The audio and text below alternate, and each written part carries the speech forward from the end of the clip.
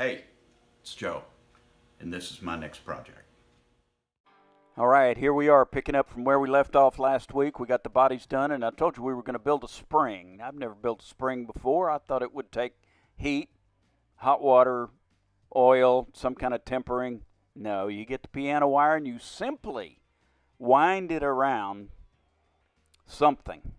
And we mounted this socket on a piece of metal and we bolted down the tail of that. And here I am simply winding this spring around here. We're going to go 5 or 6 rounds. And the more rounds you go, the softer the spring. And spring is basically a torsion bar, and the shorter it is, the stiffer it is. And while I'm doing this, I'm not thinking about that. I'm just thinking about if this thing slips out of my hands, it is absolutely the end of the world. Maybe not the end of the world for everybody, but at least for me. For one night, anyway. But then you end up with a scar and a story. It's a twofer. No, it's pretty tough winding this thing around, and the shorter it gets, the tougher it is to wind, as you can imagine. But you go ahead and I made it.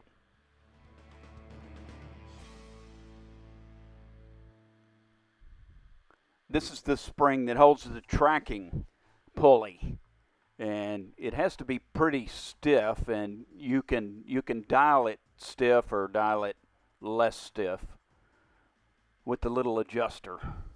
There's the dog Harley. He was helping.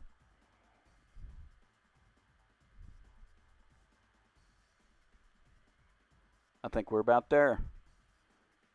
And it came out really good. I really thought you would have had to have heat and tempering and something like that to build a spring, but really wasn't too much to it.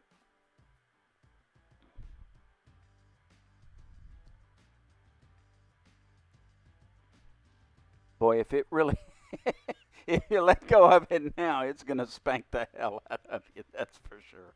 And I had that firmly in my mind while I was doing this, but it turned out really well.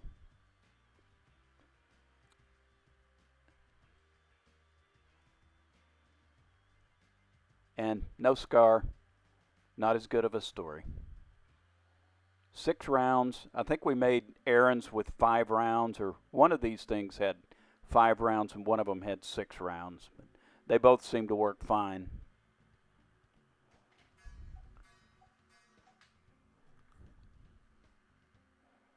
And there it is, just like you buy it at Tractor Supply.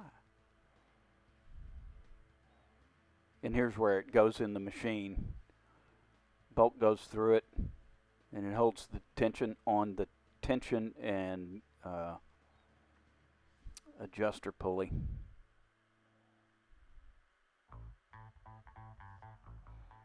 Okay, got a few more things. We have to make a receiver for the platform, the little deck, and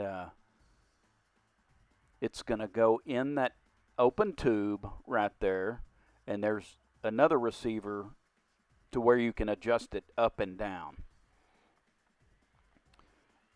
And here we are.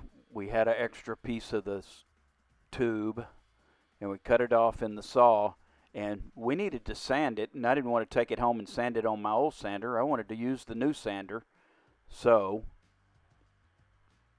we rigged it up with a little temporary table. And let me show you, this thing is a hoss. Now, as you see how cobby that thing is, how long would that take me on the bench grinder when I was a kid to do it? Because I did everything on a bench grinder. That's all we had. But this thing, forward and reverse, adjustable speed, man, it was great. This is the absolute first time I've ever used this thing. And let me just show you here. I'll grind on it for a little while, grind the bottom flat and the top flat, and then grind all those welds on the top. There is no way I could have done this on the bench grinder. I'm glad we got it all hooked up before I had to do it on the bench grinder or with a hand grinder.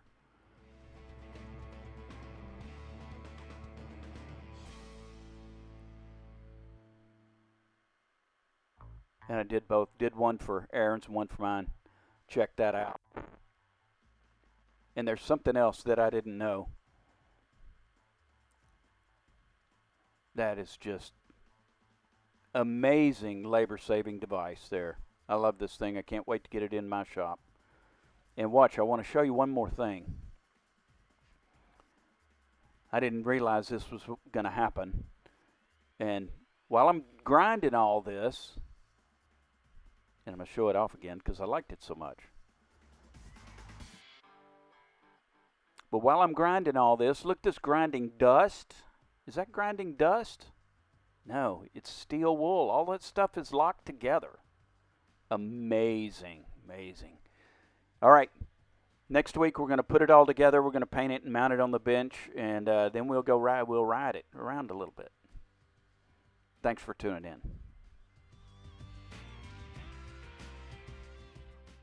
As much as we enjoyed making it. If you did, tell your friends and subscribe.